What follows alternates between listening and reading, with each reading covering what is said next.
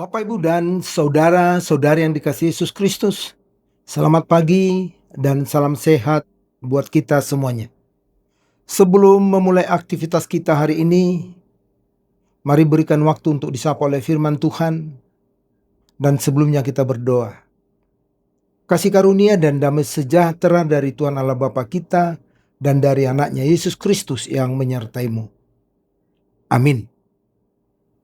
Saudara-saudara, firman Tuhan hari ini Sabtu 26 Juli 2025 diambil dari kitab 2 Tesalonika 1 ayat 3. Demikian bunyinya.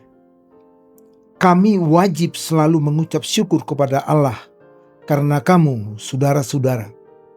Dan memang patutlah demikian, karena imanmu semakin bertambah dan kasihmu seorang akan lain makin kuat di antara kamu.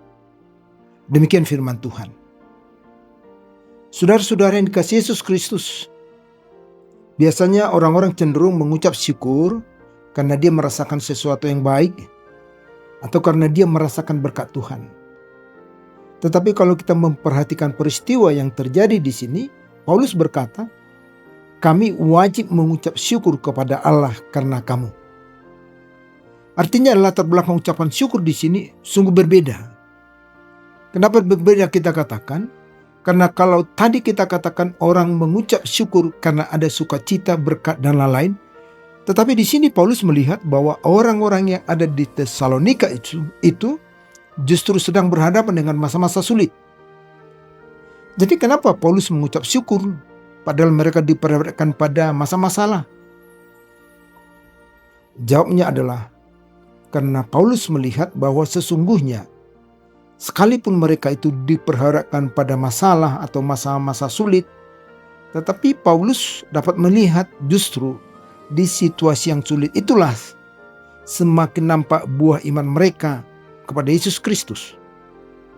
Saudara-saudara, ternyata masalah atau masa-masa sulit yang diperhadapkan kepada orang-orang Kristen di Tesalonika itu justru membuat hubungan di antara sesama mereka semakin baik. Bahkan kasih mereka antara satu dengan yang lain semakin besar. Jadi di sini jelas kelihatan bahwa Paulus tidak melihat kenapa mereka menghadapi masalah. Tetapi sebaliknya justru Paulus melihat ada dampak yang positif yang dihasilkan oleh masalah yang terjadi itu. Yaitu kasih di antara sesama mereka semakin nyata dan hubungan yang satu dengan yang lain semakin kuat. Jadi biasanya persoalan sering membuat hubungan kita semakin jauh dan putus. Atau persoalan sering membuat di antara kita menjadi kurang peduli, bahkan rasa kasih semakin hilang. Tetapi di sini Paulus justru melihat hal-hal yang baik, yang semakin nampak sekalipun mereka mengalami masa-masa sulit. Jadi demikian juga halnya dengan kita. Sesungguhnya kita tidak boleh fokus melihat persoalan yang terjadi.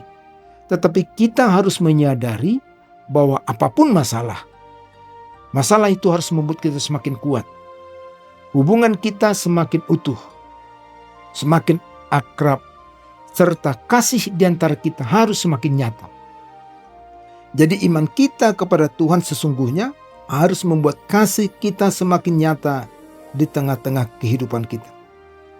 Jadi inilah yang disyukuri oleh Paulus kepada Tuhan, di mana orang-orang Kristen di Tesalonika yang menghadapi masa-masa sulit, tetapi membuat hubungan mereka semakin kuat dan kasihnya semakin nyata.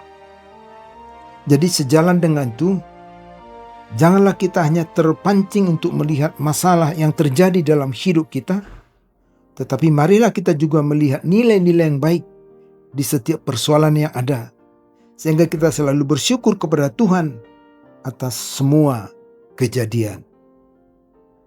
Amin. Selamat beraktivitas dan terimalah berkat Tuhan. Anugerah Tuhan kita Yesus Kristus dan kasih dari Allah Bapa serta persekutuan dengan Roh Kudus itulah yang menyertaimu. Amin.